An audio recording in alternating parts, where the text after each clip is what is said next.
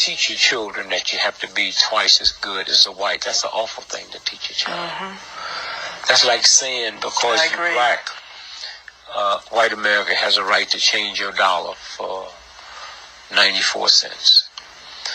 But we used to get 50 cents, and before that we used to get nothing. Young folks have to say, we don't want more change for $1. Excuse me, we want a full dollar's change for $1, or this cash register will never ring again. Yes.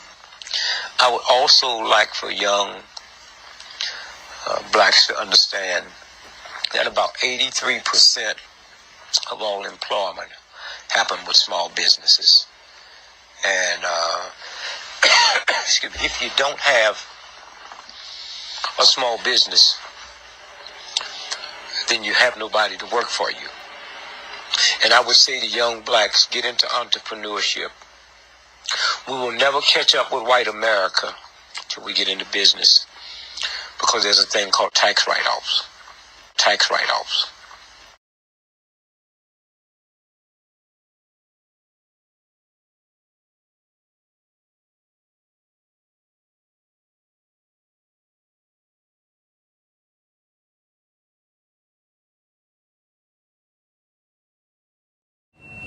Yeah, what's up, y'all? Sitting up here in Amazon, came an hour early, waiting on my pallets to be created. There's only one pallet created so far, and yeah, so I'm just waiting to see how many pallets we get. We got 2 drops. We got a midday load, and so yeah, man, trying to get this moolah. Trying to eat, trying to see. I need to shave. That's what I should have did before I came here. But I'll shave when I'm having when I have a little more downtime at the house. What's up with y'all? Any questions? Me and this other driver were talking other day, and he was telling me that I should make a whole video about people taking cheap freight and people taking loads as soon as they hit the board on Amazon Relay. Like,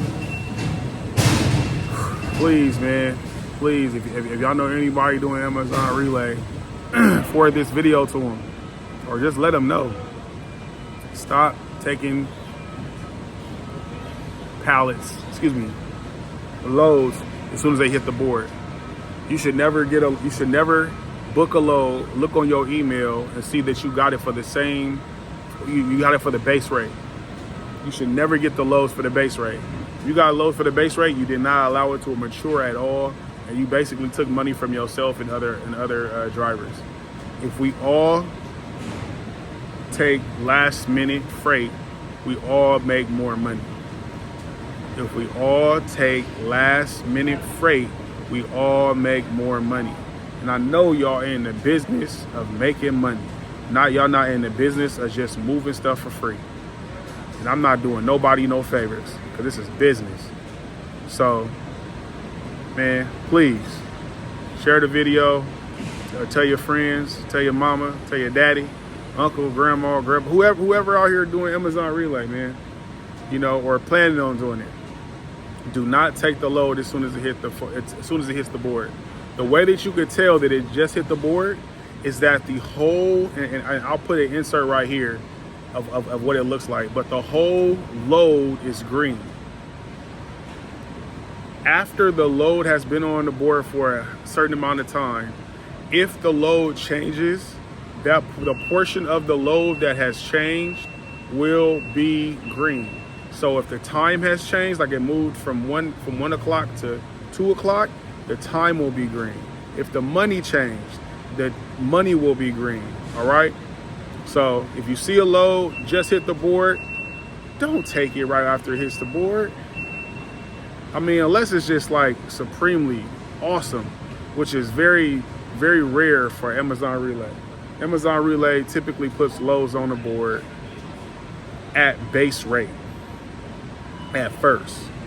And then after about, I'll say probably every 30 minutes to an hour, maybe sometimes it's more aggressive than that. Sometimes it's every 15 minutes. It just all depends on how badly they want to move that load. So please, please, please do not take Amazon Relay base rate loads, because y'all making it bad for all of us. Now I see what everybody been talking about before I got into this, is that Cass is taking loads just super fast. I mean, I'm trying to figure out how they're able to survive and stay in business, you know, taking those loads, because those loads are so cheap. Those loads are so cheap. I mean, they literally are like $300 for 150 miles. Come on, y'all. We got to do better than that.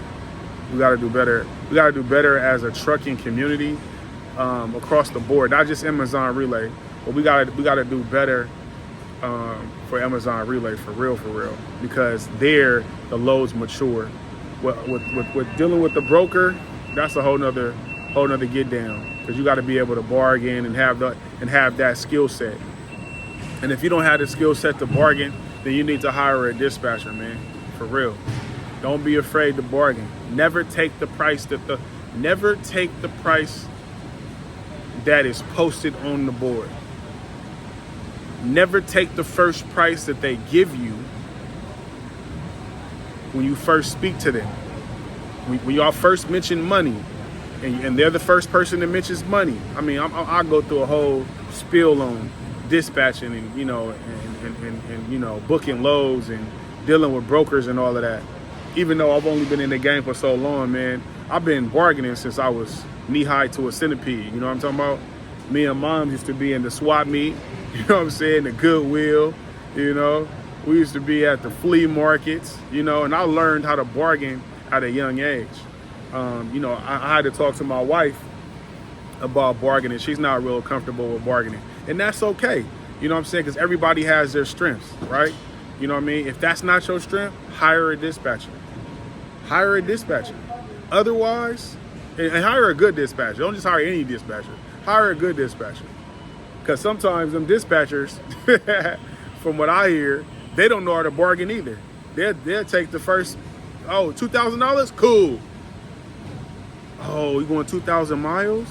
and you carrying 80,000 pounds? Now you try to back out the deal.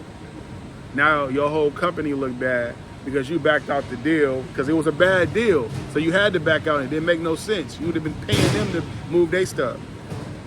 But anyway, I'm rambling. I'm going off on a tangent.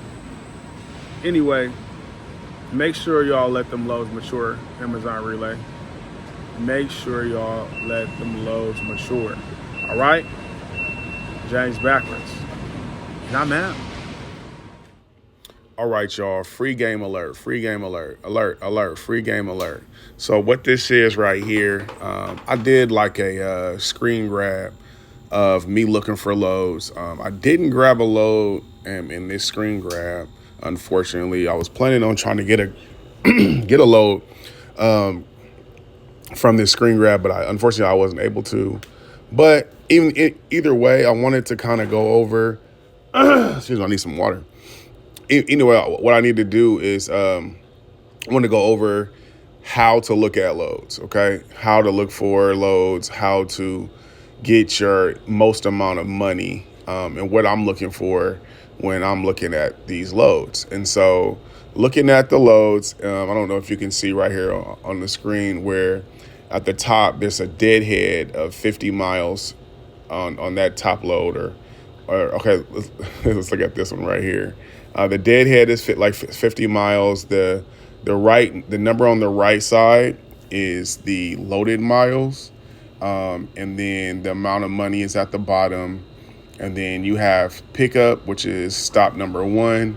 And then you have drop off, which is stop 2 through 10 or whatever, or 2 to 3, whatever.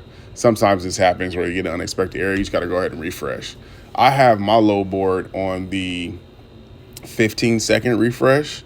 So I want to see loads as soon as they update, so that I can be able to grab loads expeditiously.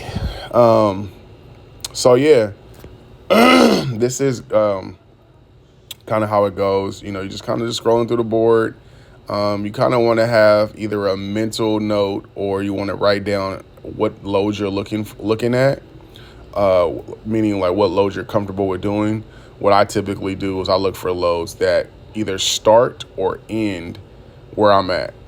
And so that cuts down on the amount of deadhead. And so looking at like this load right here to Dos Palos or whatever, I'm definitely not doing that load because that's like super far away from my house. And so I wouldn't even gaze at that load unless that's one of the last loads left, and it has to be paying me to do the deadhead. Meaning, if the last stop is Dos Palos, and Dos Palos is, let's say it's maybe 45 to 150 miles away from my house. Well, I have to get paid for that 150-mile drive. And so what I would do is I would take the amount of miles, let's say 150 miles, and I'll multiply that times 2, which is 300. I would have to get paid at least $300 just to do that deadhead, not including the loaded miles. So it'd have to be on top of the loaded miles. So that's what I would do with that. Stay tuned. If you guys want to hear more about how to look for loads, I can do another screen grab, and I'll do one where I actually grab a load, and you can kind of see that process, and I can walk you through that process as to what I'm doing. So let me know if you guys want to see that. If y'all do, let me know. Just type in screen grab, live load, screen grab live load. That's all you gotta do is put. And after you put screen grab live load, I'll go ahead and do that. I only need one person to do it. I don't have to need multiple people to do it because I'm pretty sure every people want to do this don't want to ask for it. So just one person says it, I'll do it, and then we'll go from there. Okay? All right, guys. James backwards, and I'm out. Peace.